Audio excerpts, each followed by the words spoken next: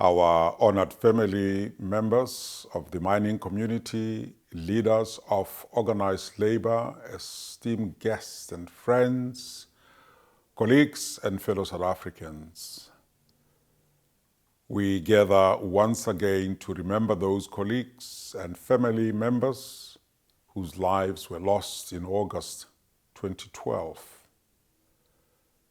We gather to honor their memory, to stand with their families, and to recommit ourselves to the long, sacred work of healing, renewal, and justice.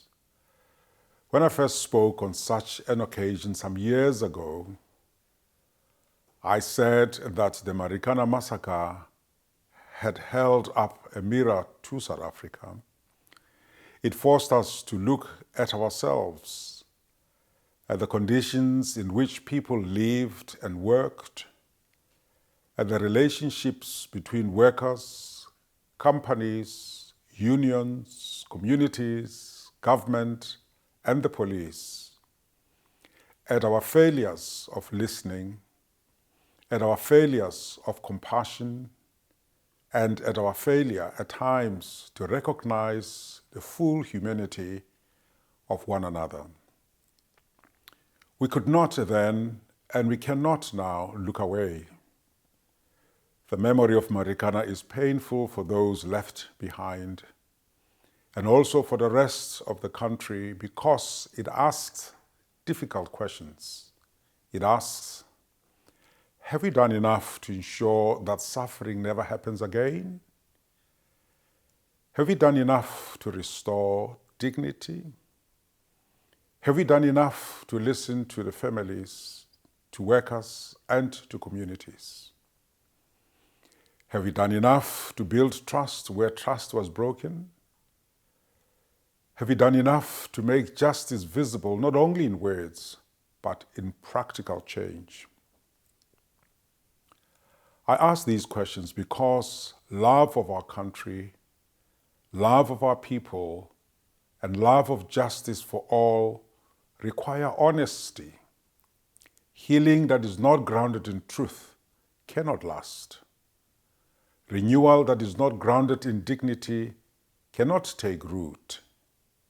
Hope that refuses to acknowledge pain is not hope at all.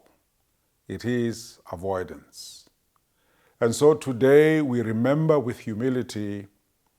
We remember the lives lost. We remember the families who continue to carry grief. We remember the workers who carried the burden of difficult conditions and human aspiration. We remember a country confronted by its own wounds.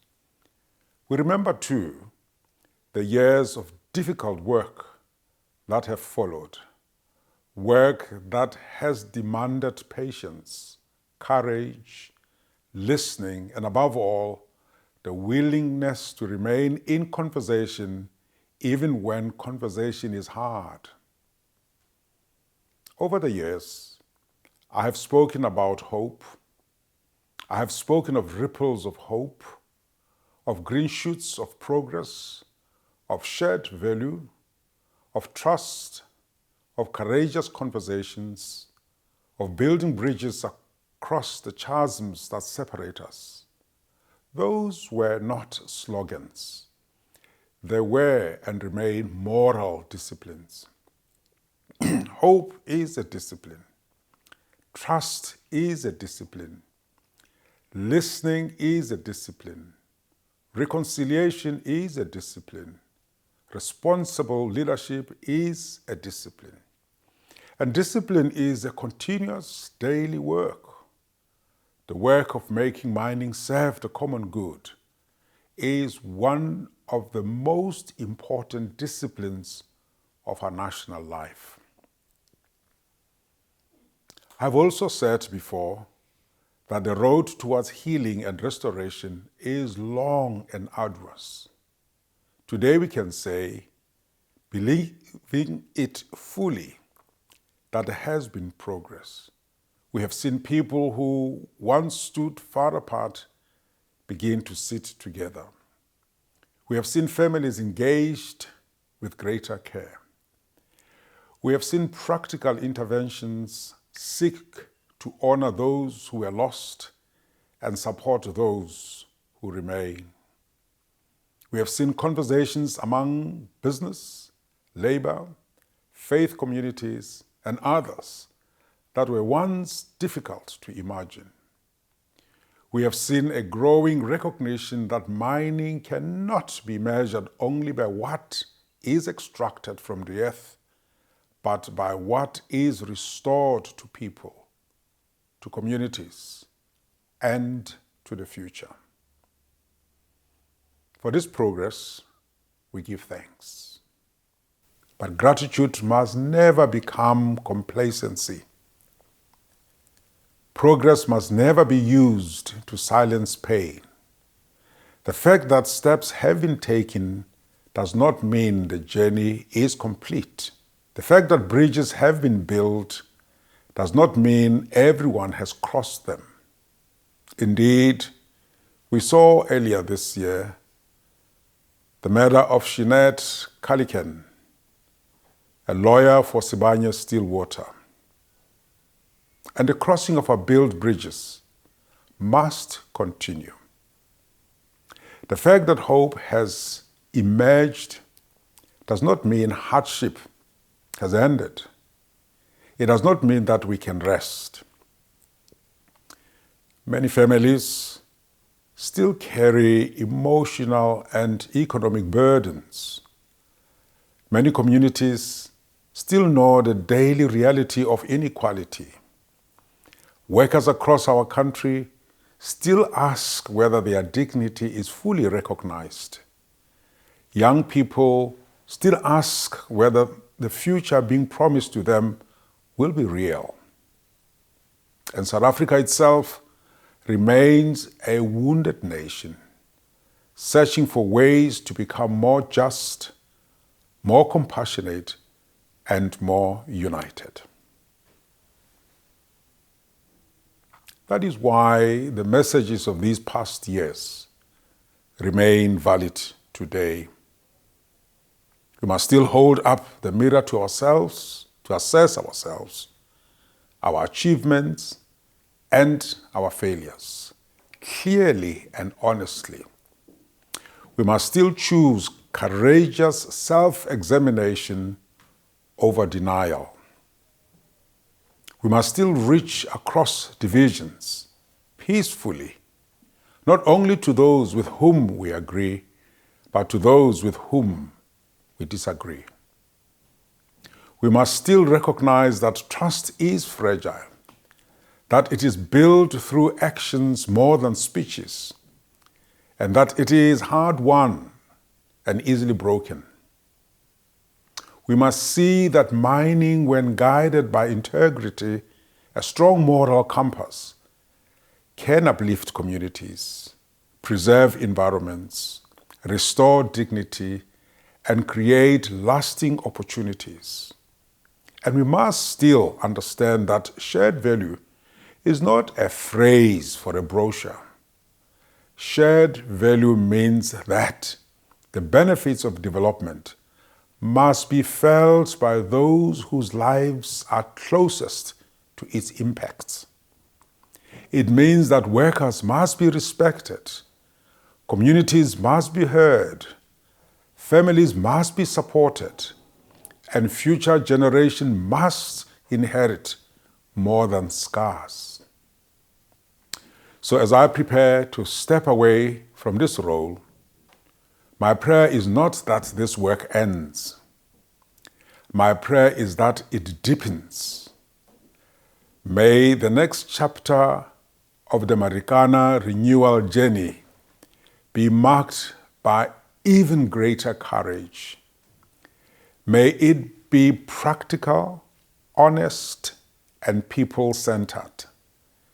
May it continue to honor the families, engage the difficult truths, and create a future worthy of those whose memory we hold today.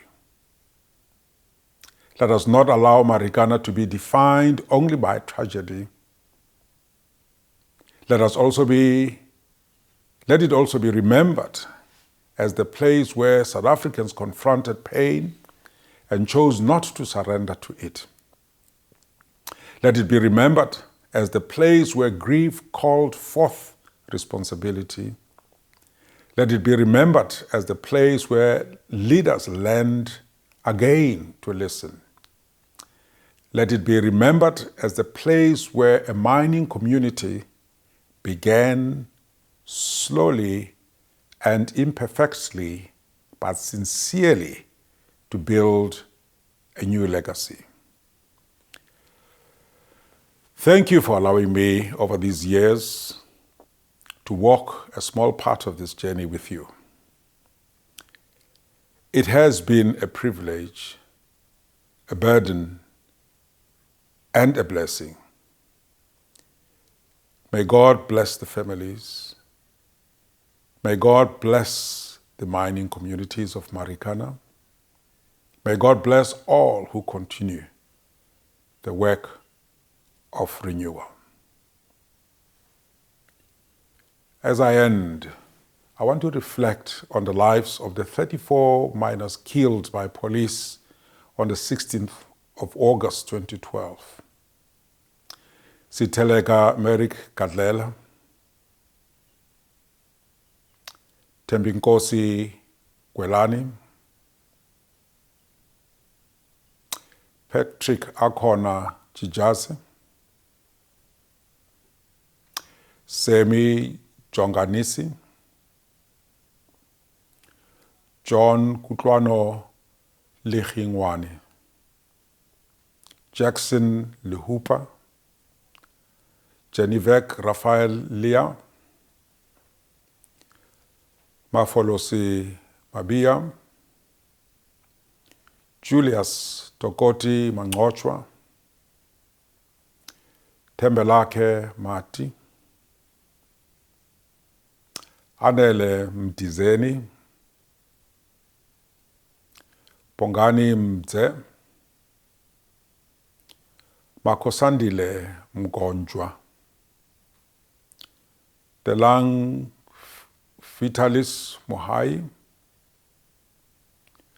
Kanari Elias Monesa,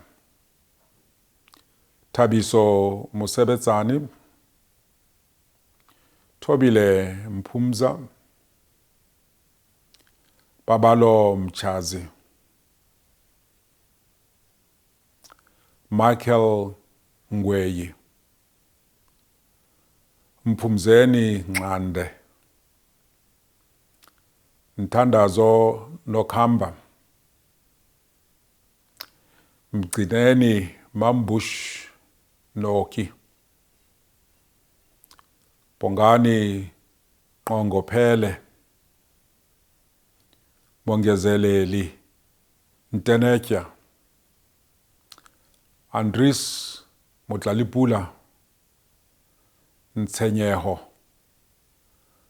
Mulifi Osiel Ntswele, Henry Mvuyisi Phato, Mudisaitsile van Wyk Sahalala, Fezile David Sapendu, Phumzile Sokanyile, Mzukisi Sompetha, Thabiso Johannes Telejani, Mphangeli Thukuza, Nkosiyabo Xhalabile, Cebisile Yawa, Bonginkosi Yona, Thobisile Sibambele. And the 10 individuals killed in the days prior to August 12th and 14th in 2012. Taluvuyo Bongo, a striker. Hassan Fundi, a Lonmin security.